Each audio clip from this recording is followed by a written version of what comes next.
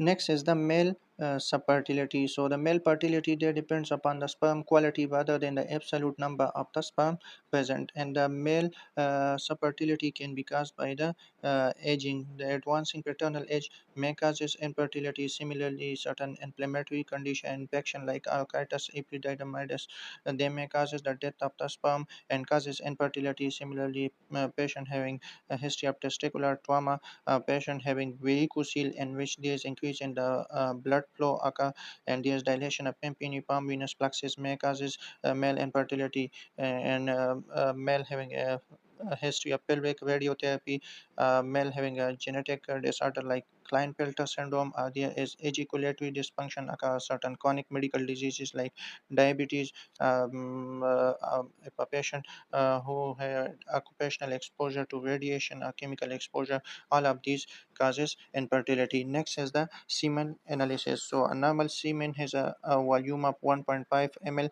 They contain a sperm concentration of 15 million per ml, and the total sperm number is 39 million per ejaculate. And sperm mortality is from 31 to 34%, and the vitality of the live sperm should be between 55 to 63%, and the pH should be more than 7.2, and the sperm morphology there should be 4% of the normal forms. And next is the nomenclature for the semen analysis. So normozoospermia is the normal ejaculate, and it is defined by the above normal reference values in which the volume should be 1.5 ml, and the sperm concentration should be 15 ml, and the total sperm number should be 39 million per ejaculate. Next is the oligozoospermia. In oligozoospermia, the sperm concentration is less than the reference value, means it is less than 15 million per ml. Next is the stenozoospermia.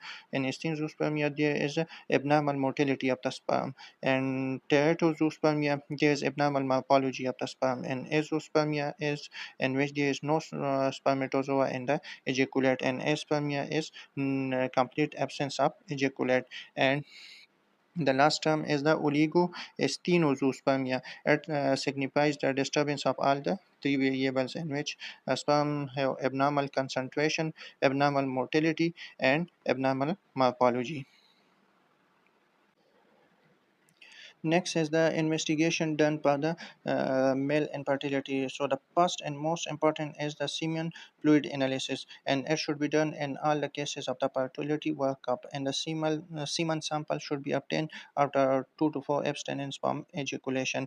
And if the initial semen fluid analysis is abnormal, then the semen analysis should be repeated after 3 months to allow the time pass spermatogenesis. And if a patient has abnormal semen fluid analysis, then we perform the hormones level like serum FSH, LH level, and the testosterone.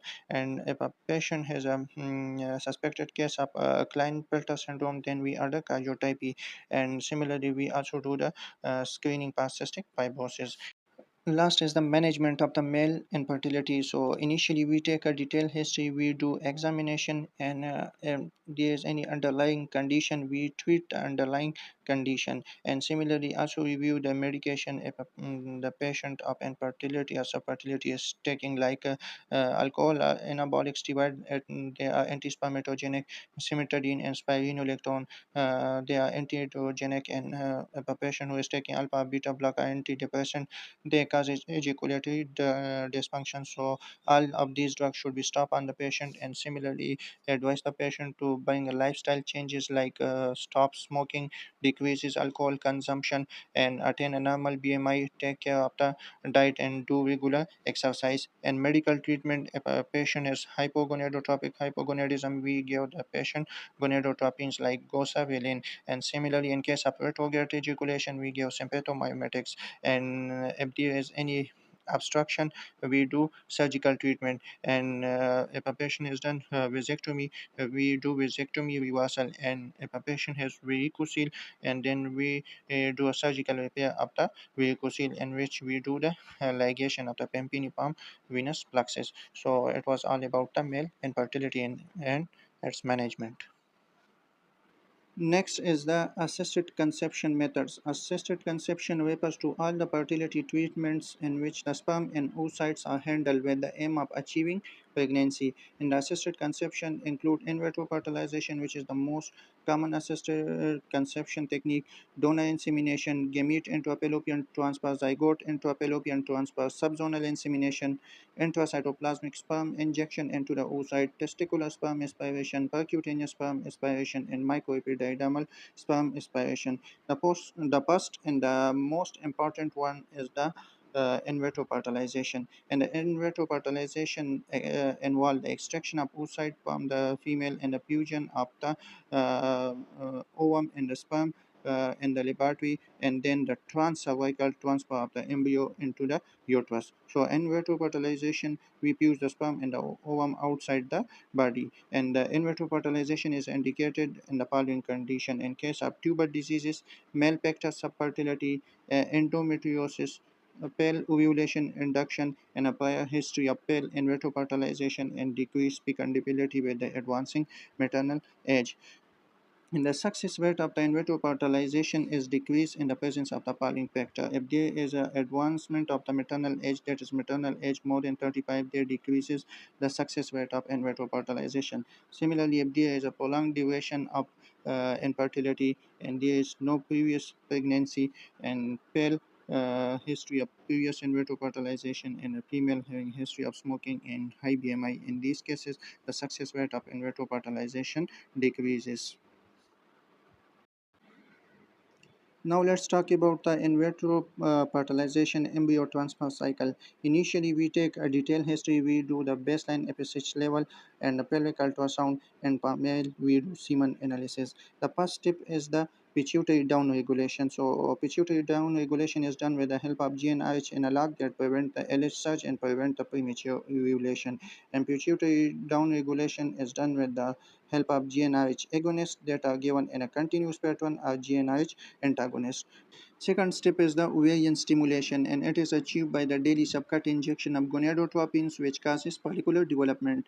And the ultrasound is performed to track the follicular development and prevent the under stimulation. And the ovarian response to the GNI stimulation is measured by the serum estrogen level, which increases in the transvaginal ultrasound.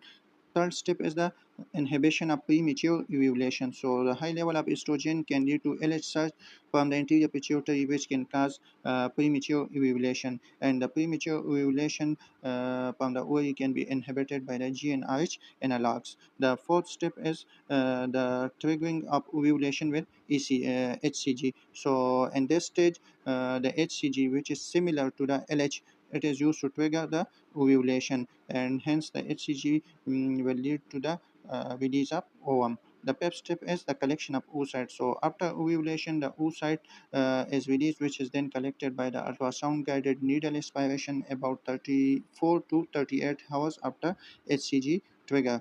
And the fifth and most important step is the insemination of fertilization. In this process, the prepared sperm is mixed with the oocyte, and then we have conventional in vitro fertilization that involve the insemination of one leg sperm in a petri dish with the egg, and there is a intracytoplasmic sperm injection in which the individual sperm is inserted directly into the cytoplasm of the oocyte.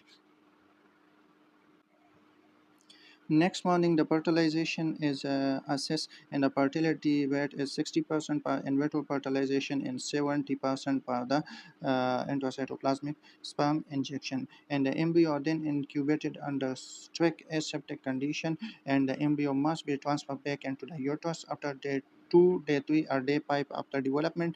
The embryo on day 5, that is blastocyst stage, they have the highest chances of the implantation. The sixth step is the transfer of the embryo. In this step, the embryo are transferred into the uterus using a transcervical catheter, and the number of embryo transfer is variable, and you can use up a single embryo is transferred to avoid the chances of multiple pregnancy. Next, after the transfer of embryo, we give the luteal support, and the luteal support is provided by the exogenous progesterone. Since the corpus luteum is not able to produce its progesterone from LH suppression by the GnRH analog during the early steps, so we give the luteal support by exogenous progesterone, which help in implantation and maintenance of the pregnancy. And in the last step, the pregnancy is confirmed by urine pregnancy test that is performed 14 days after embryo transfer. Last one is the complication of the in vitro fertilization. So complication are the same for all the methods of assisted conception, and the most common complication include increasing chances of multiple pregnancy and the ectopic pregnancy. And there is an important complication known as ovarian hyperstimulation syndrome. Ovarian hyperstimulation syndrome is is most important complication that occur in around 1 to 3% of the cases. And severe cases of ovarian hyperstimulation syndrome, there will be abdominal pain, ascites, coagulopathy, and pulmonary edema. And on ultrasound, we have multiple ovarian follicle. And how for prevention, we do the low dose stimulation of the ovaries, ultrasound monitoring of the follicle, and the GnRH antagonist that will prevent the excessive ovarian hyperstimulation. So it was all about the assisted method of conception.